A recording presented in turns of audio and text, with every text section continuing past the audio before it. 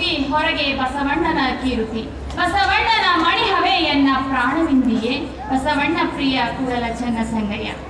ಸೃಷ್ಟಿಕರ್ತ ಲಿಂಗದೇವನನ್ನು ಸ್ಮರಿಸಿ ಧರ್ಮಪಿತ ಮಹಾಮಾನವತಾವಾದಿ ಅಪ್ಪ ಬಸವಣ್ಣನವರ ಚರಣವನ್ನು ಹೃದಯದಲ್ಲಿ ಸ್ಪರ್ಶಿಸಿ ಹಾಗೂ ಹಳಕಟ್ಟಿಯವರ ಚರಣವನ್ನ ಸ್ಪರ್ಶಿಸಿ ಪರಮ ಪೂಜ್ಯ ಲಿಂಗೈಕ್ಯ ಲಿಂಗಾನಂದ ಅಪ್ಪಾಜಿಯವರು ಬಸವ ಧರ್ಮದ ಪುನರುತ್ಥಾನದ ಕರ್ತೃವಾಗಿ ಮಹಾಗುರು ಮಾತಾಜಿಯಂತಹ ಮಹಾರತ್ನದ ರುಹಾರಿಯಾಗಿರ್ತಕ್ಕಂತಹ ಲಿಂಗಾನಂದ ಅಪ್ಪಾಜಿಯವರನ್ನ ಸ್ಮರಿಸಿ ಹಾಗೂ ವಿಶ್ವದ ಪ್ರಪ್ರಥಮ ಮಹಿಳಾ ಜಗದ್ಗುರುವಾಗಿರ್ತಕ್ಕಂತಹ ಪರಮ ಪೂಜ್ಯ ಮಾತಾಜಿಯವರ ಅಡಿಗಳೆಗರಿಗೆ, ವೇದಿಕೆಯಲ್ಲಿ ಉಪಸ್ಥಿತರಿರುವ ಹರಚರ ಗುರುಮೂರ್ತಿಗಳಿಗೆ, ಗಣ್ಯಮಾನ್ಯರಿಗೆ, ಆಗಮಿಸಿರ್ತಕ್ಕಂಥ ಎಲ್ಲ ಆತ್ಮೀಯ ದೈವಿ ಸ್ವರೂಪಿಗಳಿಗೆ ಶರಣಾರ್ಥಿ.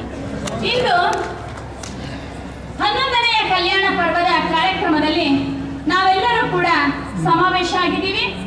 ಎಲ್ಲರೂ ಕೂಡ ತುಂಬಾ ಕಾತುರರಾಗಿ ನಾಳೆ ಉದ್ಘಾಟನೆಯಾಗಿ ಲೋಕಾರ್ಪಣೆ ಮಾಡಲಿರ್ತಕ್ಕಂತಹ 108 ಅಡಿಯ ಮಹಾಮೂರ್ತಿ ಮಹಾಪುತ್ಥಳಿಯ ಆ ಒಂದು ಸುವರ್ಣ ಕ್ಷಣಕ್ಕೋಸ್ಕರವಾಗಿ ನಾವೆಲ್ಲರೂ ಕಾತುರದಿಂದ ಕಾಯ್ತಾ ಇದ್ದೀವಿ. ಯಾಕೆಂದ್ರೆ ಇದೊಂದು ಐತಿಹಾಸಿಕ, ಅಭೂತಪೂರ್ವ, ಅದ್ಭುತವಾಗಿರ್ತಕ್ಕಂತಹ ಕಾರ್ಯಕ್ರಮ. ಯಾಕೆಂದ್ರೆ ನಿನ್ನೆಯಿಂದ ಬಂದಾಗಿನಿಂದ ಎಲ್ಲರ ಬಾಯಲ್ಲಿ ಏನು ಉದ್ಧಾರ ಆಗ್ತಾ ಇದೆಯಪ್ಪ ಅಂತಂದ್ರೆ, ಮೊದಲು ಆ ಮಹಾಮೂರ್ತಿಯನ್ನ ನೋಡಿದ ತಕ್ಷಣ ಎಲ್ಲರೂ ಮೂರ್ತಿ ಚೆನ್ನಾಗಿದೆ ಅನ್ನೋದಕ್ಕಿಂತ ಮೊದಲು ಹೇಳೋ ಮಾತು ಮಾತಾಜಿಯವರ ಸಾಹಸ ಸಾಧನೆ ಯಾರಿಗೂ ಸಾಧ್ಯ ಇಲ್ಲ. ಮೊದಲ ಮಾತು ಹೇಳಿ ಅಂತರದಲ್ಲಿ ಮೂರ್ತಿ ಚೆನ್ನಾಗಿದೆ ಅಂತ ಹೇಳ್ತಿದ್ದಾರೆ. ಏಕೆಂದ್ರೆ ನಿಮಗೆಲ್ಲರಿಗೂ ಗೊತ್ತು ಅವರ ಸಾಧನೆ ಏನು ಅಂತ, ಹತ್ತಿರದ ಒಡನಾಡಿಗಳಿಗೆ ಅವರ ತ್ಯಾಗ ಏನು ಅಂತ ಚೆನ್ನಾಗಿ ಗೊತ್ತು.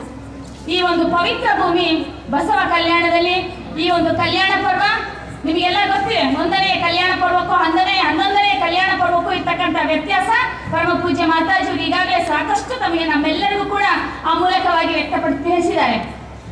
ಹಾಗಾಗಿ ಈ ಒಂದು ಪವಿತ್ರ ಭೂಮಿ ಕಲ್ಯಾಣ ಪರ್ವ ನಡೀತಾ ಇರ್ತಕ್ಕಂಥದ್ದು ಅತ್ಯಂತ ವಿಶೇಷ. ಯಾಕೆಂದ್ರೆ ಒಂದು ಕಡೆ ಶಾಂತರಸ ಸಾಹಿತಿಗಳು ಒಂದು ಮಾತು ಹೇಳ್ತಾರೆ, 12ನೇ ಶತಮಾನದಲ್ಲಿ ನಡೆದಂತಹ ಕಲ್ಯಾಣದಲ್ಲಿ ನಡೆದಂತಹ ಕ್ರಾಂತಿ ಹೆಣ್ಣಿಗಾಗಿ, ಹೊನ್ನಿಗಾಗಿ, ಮಣ್ಣಿಗಾಗಿ ನಡೆದದ್ದಲ್ಲ, ಸಮಸ್ತ ಮಾನವ ಕುಲಕೋಟಿಯಾಗೆ ಕಲ್ಯಾಣವನ್ನು ತರಿಸುವಂತದ್ದಾಗಿತ್ತು. ಇಂತಹ ಕ್ರಾಂತಿ ಪ್ರಪಂಚದಲ್ಲಿ ಅತಿ ವಿರಳ, ಭಾರತದಲ್ಲಿ ಅಂತೂ ಇದು ಮೊಟ್ಟ ಮೊದಲನೆಯದು ಹಾಗೂ ಕಟ್ಟ ಕಡೆಯದು ಅಂತ ಹೇಳ್ತಾರೆ. ಇಂತಹ ಕ್ರಾಂತಿಯ ರೂಹಾರಿ ಗುರು ಬಸವಣ್ಣನವರ ಮಹಾಪುತ್ಥಳಿ ನಿಜಕ್ಕೂ ಕೂಡ ನೋಡ್ತಾ ಇದ್ರೆ ಇದು ಕನಸೋ ನನಸೋ ಅನ್ನೋದಾಗ್ತಾ ಇದೆ. ಹಾಗಾಗಿ ಯಾಕೆ ಅಂತಂದ್ರೆ ನಿಮಗೆ ಒಂದೇ ಮಾತು ಹೇಳಿ ನಾನು ಮುಗಿಸ್ಬಿಡ್ತೀನಿ.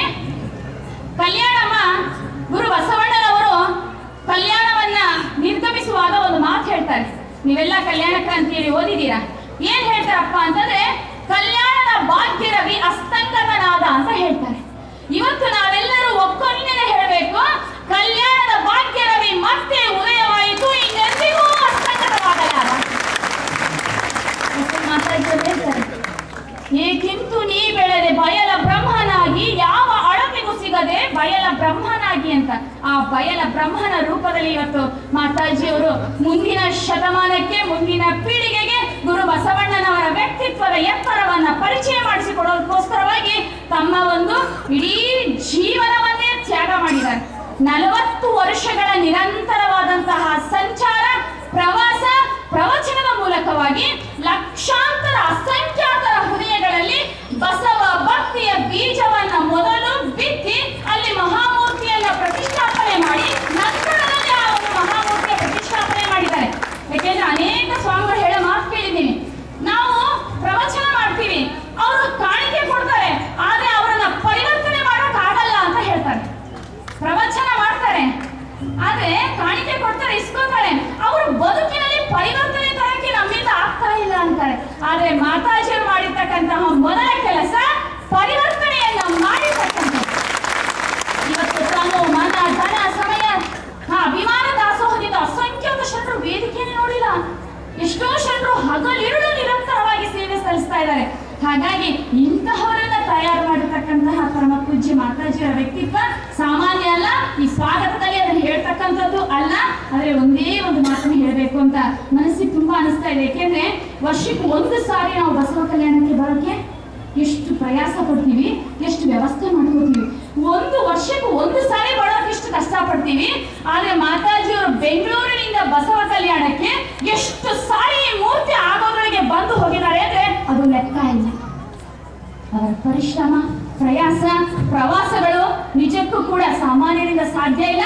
ಬೆಳಿಗ್ಗೆ ಉಪನ್ಯಾಸಕರು ಹೇಳಿದ್ರು ಒಂದು ಮಾತು, ಎಲ್ಲ ದೇಹವಾದಿಗಳನ್ನ ಮೆಟ್ಟಿ ನಿಲ್ಲೋಕೆ ಆತ್ಮಶಕ್ತಿ ಇದ್ದವರಿಗೆ ಮಾತ್ರ ಸಾಧ್ಯ ಅಂತ. ಆ ಒಂದು ವ್ಯಕ್ತಿತ್ವವನ್ನ ಇವತ್ತು ನಾವು ಮಾತಾಜಿಯವರಿಗೆ ಕಾಣ್ತಾ ಇದ್ದೀವಿ. ಹಾಗಾಗಿನೇ ಅಂತಹ ಮಹಾ ಮಾತಾಜಿಯವರಿಗೆ ಈ ಒಂದು ಕಾರ್ಯಕ್ರಮದಲ್ಲಿ ದಿವ್ಯ ಸಾನ್ನಿಧ್ಯವನ್ನ ವಹಿಸಿ ನಿರಂತರವಾಗಿ ನಮ್ಮೆಲ್ಲರಿಗೂ ಕೂಡ ಜ್ಞಾನಗಂಗೆಯನ್ನು ಹರಿಸ್ತಾ ಇದ್ದಾರೆ. ಅಂತಹ ಮಹಾ ಮಾತಾಜಿ ಅವರಿಗೆ ನಾನು ತಮ್ಮೆಲ್ಲರ ಪರವಾಗಿ ಮನವೆಂಬ ಶುದ್ಧ ನಡೆನುಡಿಯನ್ನ ಹಾರಿಸಿ ಹೃದಯ ಪೂರ್ವಕವಾಗಿ, ಆತ್ಮಪೂರ್ವಕವಾಗಿ ಈ ಒಂದು ಕಾರ್ಯಕ್ರಮದ ದಿವ್ಯ ಸಾನ್ನಿಧ್ಯವನ್ನ ವಹಿಸತಕ್ಕಂತಹ ಮಾತಾಜಿಯವರಿಗೆ ಸ್ವಾಗತವನ್ನು ಬಯಸ್ತಾರೆ. ಇನ್ನು ನಿಮಗೆಲ್ಲ ಗೊತ್ತಿದೆ, ತವರಿಗೆ ಪ್ರೀತಿಯ ಕರೆಯೋಲೆ ಬಂದಾಗ ನಮ್ಮ ಮುಖ ಎಲ್ಲ ಅರಳಿ ಬಿಡುತ್ತೆ. ಹಾಗಾಗಿ ಮಾತಾಜಿಯವರು ಗಂಗಾ ಮತ್ತು ಪರಮ ಪೂಜ್ಯ ದ್ವಿತೀಯ ಜಗದ್ಗುರುವಾಗಿರ್ತಕ್ಕಂತಹ ಮಾತೆ ಗಂಗಾದೇವಿಯವರು, ಯಾಕೆಂದ್ರೆ ನಮ್ಮೆಲ್ಲರ ಪ್ರೀತಿ ಅಚ್ಚುಮೆಚ್ಚು ಮಾತೆ ಮಹಾದೇವಿ ಅನ್ನಕ್ಕೆ ಬಾಯಿ ಬರಲ್ಲ, ಗಂಗಾ ಮಾತಾಜಿ ಅಂತಲೇ ಬಂದ್ಬಿಡುತ್ತೆ, ಮಾತಾಜಿ ಅಂತಲೇ ಬಂದ್ಬಿಡುತ್ತೆ. ಯಾಕೆಂದ್ರೆ ಅಷ್ಟು ಪ್ರೀತಿ ಅಕ್ಕರತೆಯಿಂದ ನಮ್ಮನ್ನು ಅವರು ಪಾಲಿಸಿ ಪೋಷಣೆಯನ್ನು ಮಾಡ್ತಾ ಇದ್ದಾರೆ. ಹಾಗಾಗಿ ನಿರಂತರ ಜ್ಞಾನಗಂಗೆಯನ್ನು ಹರಿಸಿ ನಮ್ಮೆಲ್ಲ